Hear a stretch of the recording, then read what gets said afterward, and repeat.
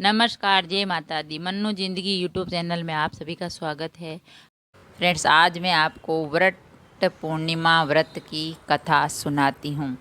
What पूर्णिमा का व्रत है वो ज्येष्ठ पूर्णिमा को किया जाता है। वट पूर्णिमा व्रत कथा।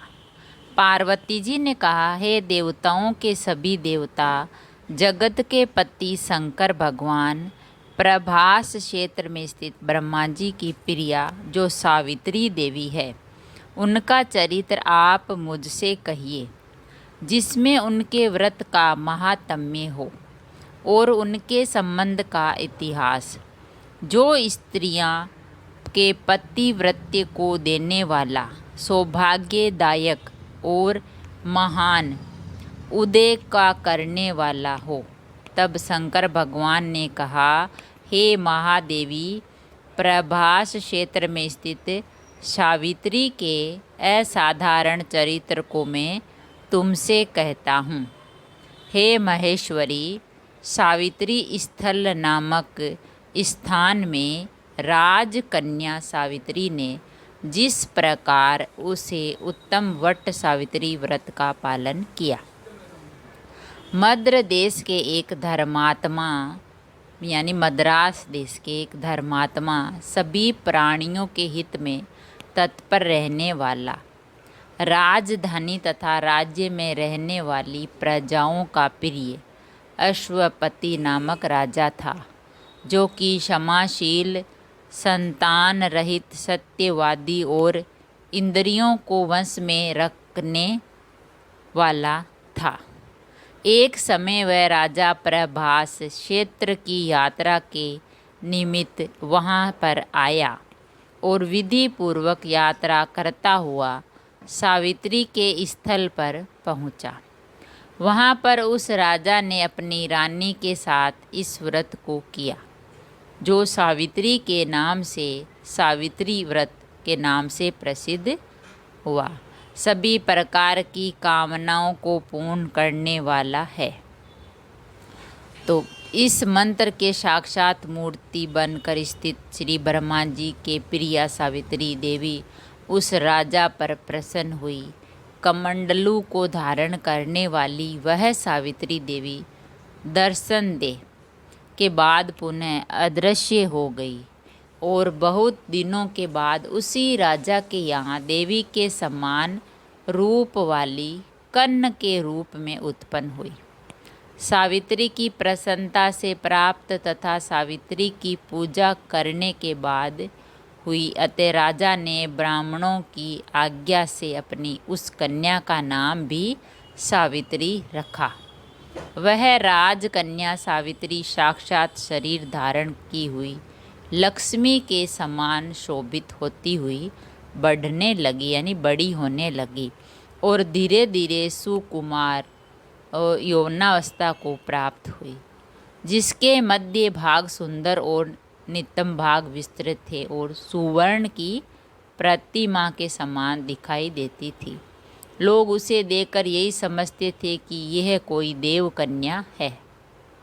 कमल के समान विशाल नेत्रों वाली एवं तेज से अग्नि के समान प्रज्वलित होती हुई वह सावित्री महर्षि भृगु द्वारा कहे हुए सावित्री व्रत को करने लगी, जिसके आरंभ में सुंदर वर्ण वाली उसे उपवास करके सिर से स्नान की हुई सावित्री देवता की प्रतिमा के पास जाकर अग्नि में हवन करके ब्राह्मणों से स्वस्थ वाचन कराया और उन ब्राह्मणों से अवशिष्ट पुष्पांजलि ग्रहण करके सखियों से घिरी हुई लक्ष्मी देवी के समान सुंदर रूप से सुशोभित हुई और जाकर अपने पिता के चरणों में प्रणाम कर प्रथम प्राप्त पुष्पांजलि को निवेदी कर हाथ जोड़कर राजा के पार्श्व में स्थित हुई। युवावस्था को प्राप्त हुई देख कर राजा ने उसके विषय में मंत्रियों की सलाह लेकर राजा ने कहा, हे पुत्री, तुम्हें योग्य वर को देने का समय आ गया है। मुझसे कोई तुम्हें मांगने के लिए भी नहीं आता और मैं भी विचार करने पर तुम्हारी आत्मा के अनुरूप वर को नहीं पा रहा हूँ। अतः हे पुत्री, देवताओं के निकट में जिस तरह निंदनीय न होई वैसा तुम करो। मैंने धर्मशास्त्रों में पढ़ा और सुना भी है कि यदि पिता के गृह में रहती हुई विवाह के पहले जो कन्या शादी हो जाए तो पिता का धर्म होता है, तो पिता को ब्रह्म हत्या के समान पाप नहीं लगता है।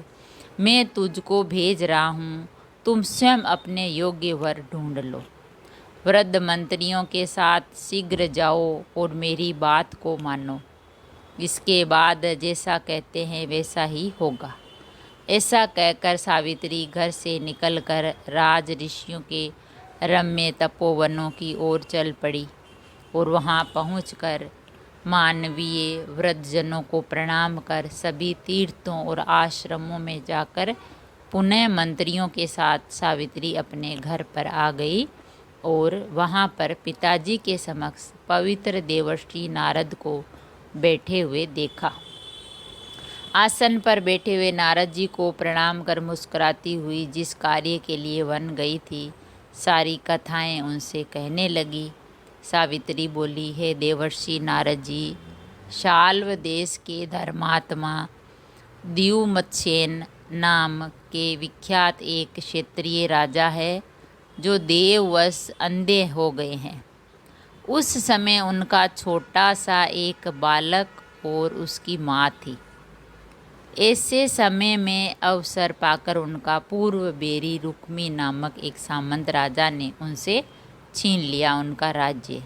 अतः वह आर्य द्युमत्सेन छोटे बच्चे को साथ लिए हुए अपनी स्त्री के साथ जंगल की ओर चल दिए।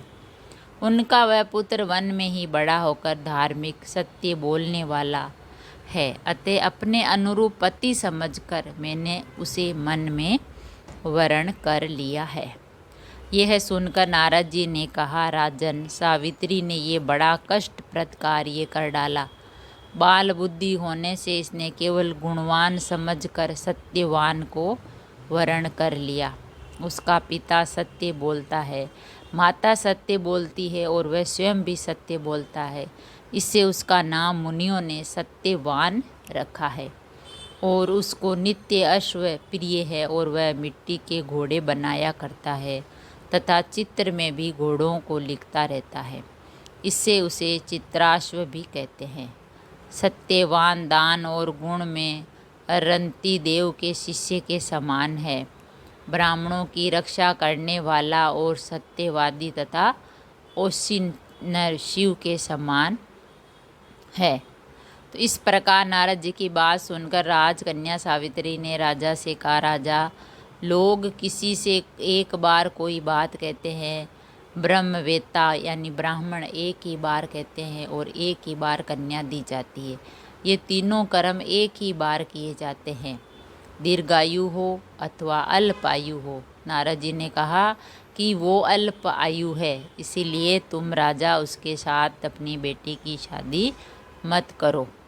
तो अल्पायु गुणवान हो अथवा निर्गुण वर को एक बार वरण किया जाता है। तो पिताजी, मैंने मेरे वर का वरण कर लिया है, अब दूसरे वर को वरण नहीं करूँगी।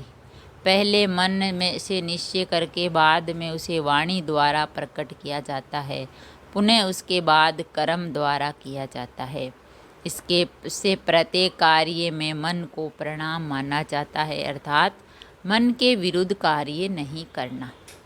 नारद जी ने कहा, राजन, यदि आपको इष्ट हो तो अपनी पुत्री सावित्री का कन्यादान निर्विघ्नता के साथ शीघ्र कर दीजिए। ऐसा कहकर नारद जी आकाश मार्ग से स्वर्ग लोक को चले गए।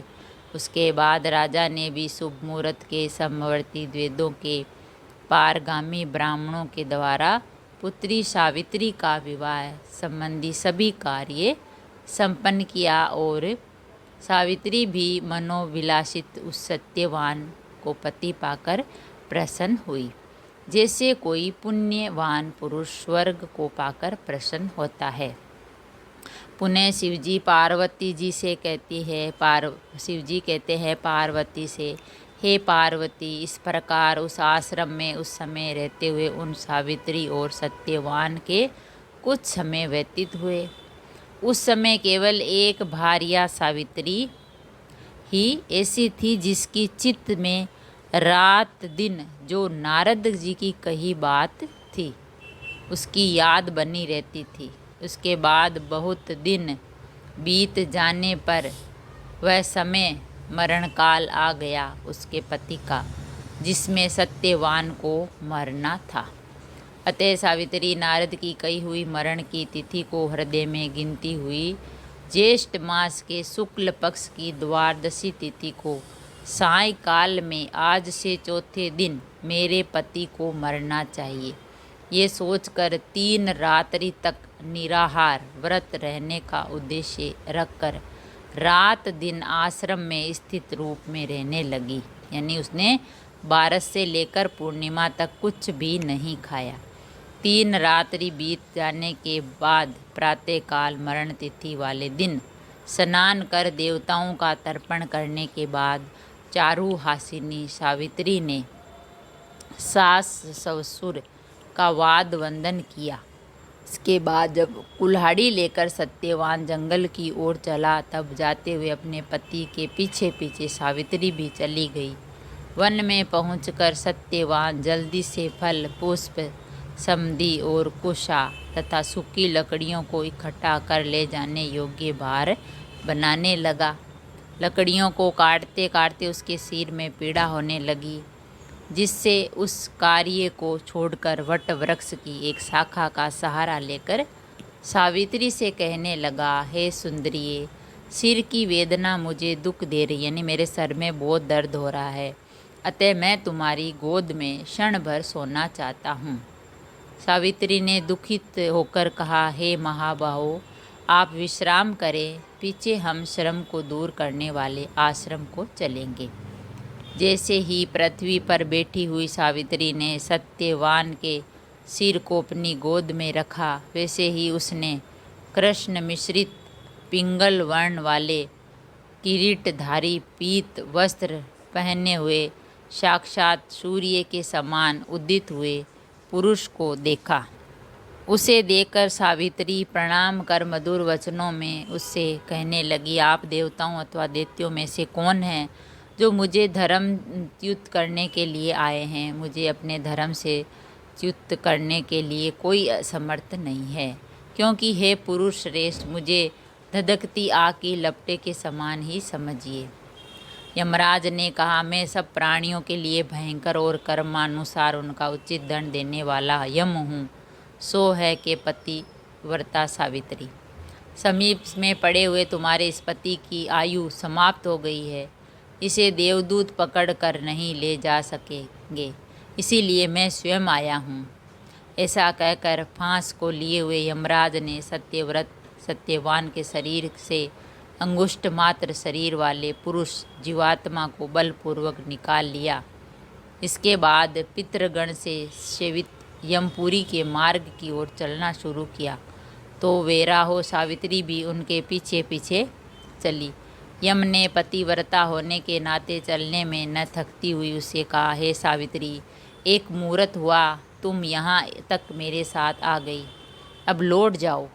हे विशाल नेत्रों वाली, कोई भी जीव बिना आयु समाप्त हुए यमपुरी के मार्ग पर नहीं आ सकता। सावित्री ने कहा, आपके जैसे विशिष्ट पुरुष के साथ पति का अनुगमन करती हुई मुझे कभी भी शर्म या ग्लानि नहीं हो सकती। सज्जनों की गति एकमात्र सज्जन ही है, दूसरा नहीं। इसी प्रकार स्त्रियों की गति उनका पति, वर्णोश्रमों की गति वेद और शिष्यों की गति गुरु है। इस पृथ्वी तल में सब प्राणियों के लिए स्थान है, किंतु स्त्रियों के लिए तो एकमात्र पति को छोड़कर दूसरा कोई आश्रय स्थान नहीं है। इस प्रकार से धर्म तथा अर्थ से भरे हुए सुंदर मधुर अन्य वाक्यों से भी सूर्यपुत्र यमराज ने प्रसन्न होकर सावित्री से ये बात कही। यमराज ने कहा, हे भामिनी, मैं तुमसे प्रसन्न हूँ, तुम्हारा कल्याण हो, तुम मुझसे वर मांगो।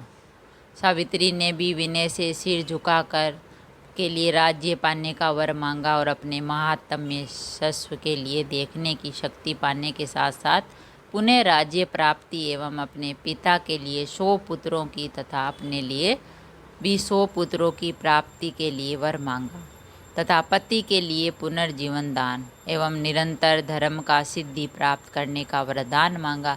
इस प्रकार वर मांगने पर धर्मराज यमराज ने भी उसे अभिष्ट वर प्रदान कर वापस किया। उसके बाद सावित्री पति का जीवन गान प्राप्त कर प्रसन्न होती हुई अपने पति के साथ शांति से अपने आश्रम को चली गई। उसी सावित्री ने ज्येष्ठ की पूर्णिमा यानी ज्येष्ठ महीने की पूर्णिमा के दिन इस सावित्री व्रत को किया, जिसके प्रभाव से राजा ससुर को पुनः नेत्र की प्राप्ति हुई। उसके बाद उन्हें निष्कंटक अपने देश तथा राज्य की प्राप्ति हुई और सावित्री के पिता को 100 पुत्र तथा सावित्री को भी 100 पुत्र प्राप्त हुए। इस प्रकार से सावित्री व्रत के संपूर्ण महात्म्य को मैंने तुमसे कह दिया, यानी देवी पार्वती जी से कहा शिव जी ने। ये कथा है जो शंकर भगवान ने पार्वती जी से कही थी। सावित्री और सत्यवान की सच्ची निष्ठा का जो व्रत है वट पूर्णिमा का, जो भी इस व्रत को करता है और अपनी भावनाओं से सच्चे मन से, तो उन्हें सावित्री जैसे यानी सत्यवान को जीवित कर दिया यमराज ने और उसको वापस उसके पति को उसके पास भेज दिया। तो इस व्रत को करने से और वट की पूजा करने से और ये कथा सुनने से और हमें बहुत ही पुण्य मिलता है। और सावित्री जैसी जो है स्त्री, उसको सत्यवान जैसा पति उसने चुना और फिर उसकी अल्प आयु थी तो वो मर गया, लेकिन उसने सच्ची भक्ति भावना से अपने पति को चाहा और कथा सुनी। और इस कथा के माध्यम से यही संदेश है कि हमें अपने पति के लिए, अपनी आत्मा के लिए और निष्ठा भाव से हमें व्रत करना चाहिए, जिस प्रकार सावित्री ने किया सत्यवान के लिए। तो फ्रेंड्स, अगर कहानी अच्छी लगी तो लाइक और शेयर ज़रूर करें। ऐसी ही कहानी और कथा सुनने के लिए, जानने के लिए चैनल को सब्सक्राइब करें। थैंक यू, धन्यवाद।